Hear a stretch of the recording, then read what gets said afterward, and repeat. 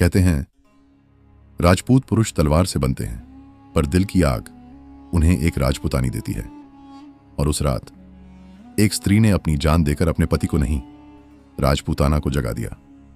राजस्थान की धरती, जहां रेत भी शौर्य सुनाती है, जहां वीरता जन्म नहीं लेती, वचन से उठती है, ऐसी ही धरती पर एक राजपुतानी ने जन्म लिया, हाड़ी रानी।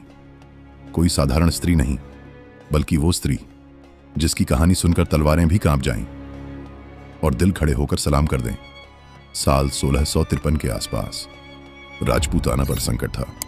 दुश्मन सीमाएं तोड़ने को तैयार, और मेवाड़ ने अपने वीर रतन सिंह चुड़ावत को रणभूमि के लिए बुलाया।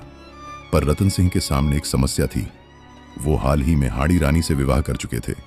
नई दुल्हन और कर्तव्य की पुकार। उनका हृदय द्वंद्व में था। एक ओर पत्नी का प्रेम, दूसरी ओर राजपूतों का धर्म। रतन सिंह ने मन में कहा, इस समय कैसे जाऊं रण में? हाड़ी अभी अकेली है।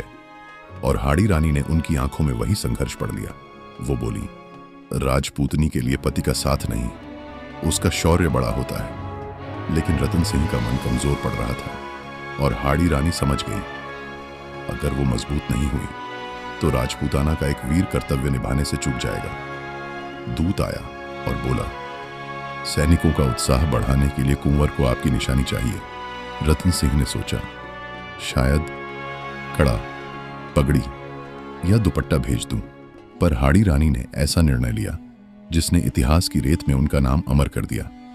उन्होंने अपनी सहेलियों को बुलाया, माथे पर तिलक लगाया, आखिरी बार भगवान को प्रणाम किया और एक ही वाक्य कहा, अगर मेरे पति मेरे कारण कर्तव्य से डगमगाए तो मेरा जीवन व्यर्थ है। फिर उन्होंने तलवार उठाई और अपनी बलिदानी सिर कटवाने का आदेश दिया। उसका सिर चांदी की थाल में रखा गया। आंखें बंद थीं, पर चेहरा शांत। थाल रणभूमि में रतन सिंह के पास पहुंची। कहते हैं, थाल खुलते ही रतन सिंह की आत्मा हिल गई। पर उसी क्षण उन्हें एक संदेश समझ आया, वीरता का जन्म स्त्री की प्रेरणा से होता है। उन्होंने तलवार उठाई और कहा, आज मैं अकेला नहीं। कहते हैं, शूरवीर तलवार से अमर नहीं होते, बलिदान से होते हैं। हाड़ी रानी का नाम आज भी हर राजपूताना घर में सम्मान से लिया जाता है। उनका फैसला शायद कठोर था, पर वही फैसला मेवाड़ की ढाल बन गया।